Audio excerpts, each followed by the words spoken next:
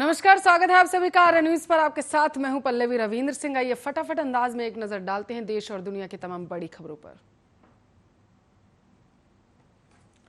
अगले साल गुजरात में होने वाले विधानसभा चुनाव को लेकर सियासी दलों ने नेताओं का दौरा शुरू कर दिया है। आपको बता दें, दौरा शुरू कर दिया है। इसी कड़ी में आम आदमी पार्टी के संयोजक और दिल्ली के मुख्यमंत्री अरविंद केजरीवाल गुजरात दौरे पर पहुंचे थे। प्रियंका गांधी वाड्रा ने कहा है कि राम मंदिर के लिए मिले चंदे का दुरुपयोग करोड़ों लोगों की आस्था का अपमान और अधर्म है। करोड़ों लोगों ने आस्था और भक्ति के चलते भगवान के चरणों में चढ़ावा चढ़ाया था। आपको बताते चले, मुख्यमंत्री योगी आदित्यनाथ ने शुभकामनाएं दी हैं। उन्होंने कहा है कि रक्तदान महादान है और रक्तदान समाज और मानवता का अप्रतिम सेवक है।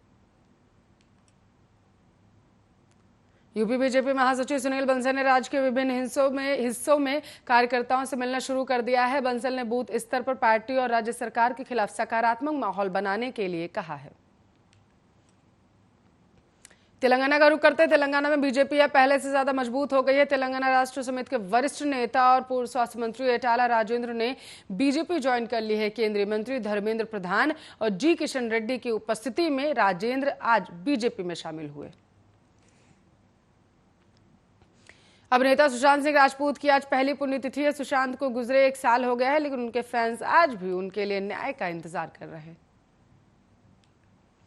अभिनेता और गोरखपुर के लोकसभा सांसद रवि किशन ने कहा है कि कुछ दशकों में भोजपुरी फिल्म और विशेषकर उसके गानों का स्तर में काफी गिरावट आई है। उन्होंने पूर्व में बन चुकी ऐसे फिल्मों और अश्लील गानों पर भी प्रतिबंध लगाए जाने की मांग की।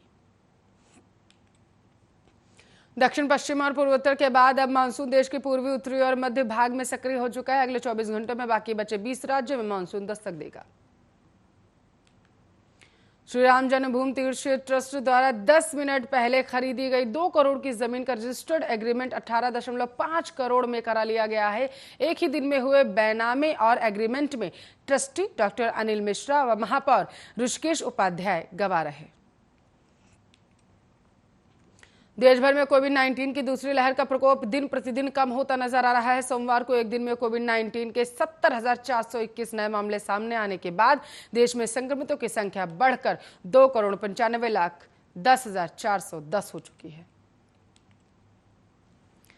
अंबाला में आज यानी कि सोमवार से 50% क्षमता के साथ जिम खुल गए हैं। जिम की एक सदस्य ने बताया है कि 1.5 महीने के बाद जिम खुला है तो बहुत अच्छा लग रहा है। कोरोना महामारी में फिटनेस बहुत जरूरी है। यहाँ कोरोना के सभी नियमों का पालन किया जा रहा।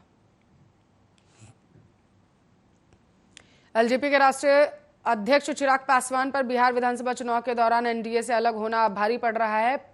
पार्टी के 5 सांसदों ने राष्ट्रीय अध्यक्ष चिराग पासवान को सभी पदों से हटा दिया।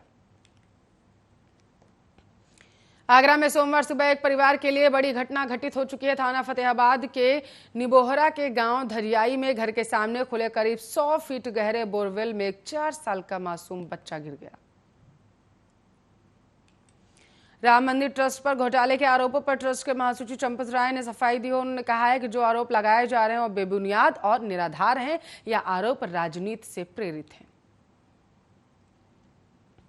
उत्तर प्रदेश के मुख्यमंत्री योगी आदित्यनाथ ने रविवार को यहां अधिकारियों के साथ बैठक में कहा कि कोविड-19 के कारण यूपी बोर्ड कक्षा 10वीं 12वीं की परीक्षा रद्द होने के बाद इस बार कोई मेरिट सूची घोषित नहीं की जाएगी। निजी वाहनों से रोहतांग जाने पर अभी पाबंदी रहेगी। सुबह 9 बजे से शाम 6 बजे के बीच पर्यटक टैक्सी लेकर रोहतांग जा सकते हैं। गुलाबा बैरियर में पहले की तरह व्यवस्था रहेगी। चलिए मिजोरम का रुख करते हैं। मिजोरम की राजधानी आइजोल में दुनिया में सबसे बड़े परिवार के मुखिया का रविवार के दिन निधन हो गया। इनका परिवार दुनिया का सबसे बड़ा परिवार इसलिए माना जाता है क्योंकि उसमें 166 लोग एक साथ रहते हैं। उत्तरी कश्मीर के सोपोर में हुए आतंकी हमले के 2 दिन बाद पुलिस ने इसके लिए जिम्मेदार आतंकियों की पहचान कर ली है। पुलिस ने लश्कर के 2 स्थानीय आतंकियों के हमले में शामिल होने की पुष्टि के साथ पता बताने वाले को लाखों का इनाम देने की घोषणा की। चलिए उत्तराखंड का रुख करते हैं। पौड़ी शहरी क्षेत्रों के बाद अब ग्रामीण इलाकों में भी ऑक्सीजन प्लांट लगाए जा रहे हैं। इसी कड़ी में एक ऑक्सीजन प्लांट कोट ब्लॉक के सामुदायिक स्वास्थ्य केंद्र में लगाया गया है। यहाँ 50 LMP का एक ऑक्सीजन प्लांट स्थापित किया गया।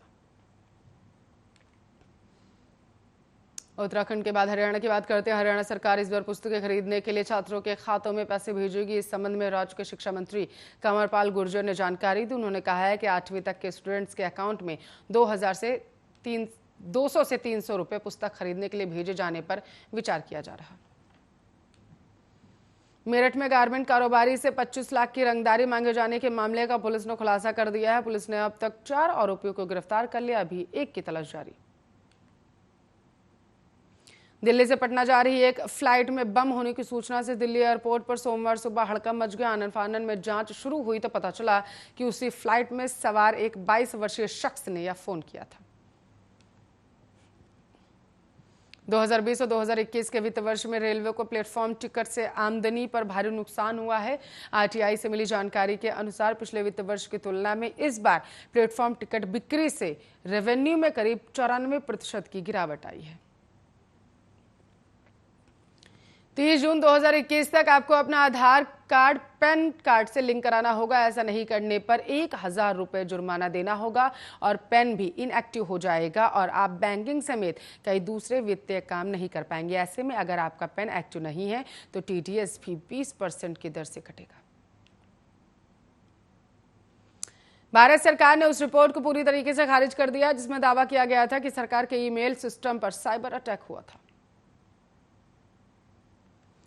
भारत और एशिया के दूसरे सबसे अमीर शख्स गौतम अडानी के नेतृत्व वाले अडानी समूह के लिए यह एक अच्छी खबर नहीं है। ऐसा इसलिए क्योंकि नेशनल सिक्योरिटीज डिपॉजिटरी लिमिटेड ने 3 विदेशी funds Albula investment fund, Cresta fund और एपीएमएस इन्वेस्टमेंट फंड के खाते फ्रीज कर दिए हैं। आज घरेलू बाजार में सोने और चांदी की वायदा कीमत में गिरावट दर्ज की गई। एमसीएक्स पर सोना वायदा 0.61% गिरकर 48,588 रुपये प्रति 10 ग्राम पर पहुंच गया। इसमें लगातार दूसरे दिन गिरावट दर्ज की गई। इजराइल में प्रधानमंत्री के रूप में 49 साल के नफ्ताली बेनेट ने रविवार को शपथ ले ली है। दरअसल इनको संसद में बहुमत हासिल हुआ जिसके बाद उन्होंने अपना कार्यभार संभाल लिया। क्रिकेट के मैदान से दूर हार्दिक पांड्या अपने पूरे परिवार के साथ फुर्सत के पल बिता रहे हैं। Pandya family private chartered flight के जरिए खास जगह छुट्टियां मनाने पहुंची है। आईसीसी विश्व टेस्ट चैंपियनशिप से पहले रविंद्र जडेजा ने इंटर स्क्वाड अभ्यास मैच में शानदार अर्धशतक लगाकर फॉर्म में आने के संकेत दे दिए। भारत और न्यूजीलैंड के बीच वर्ल्ड टेस्ट चैंपियनशिप का फाइनल मैच 18 जून से शुरू हो रहा है।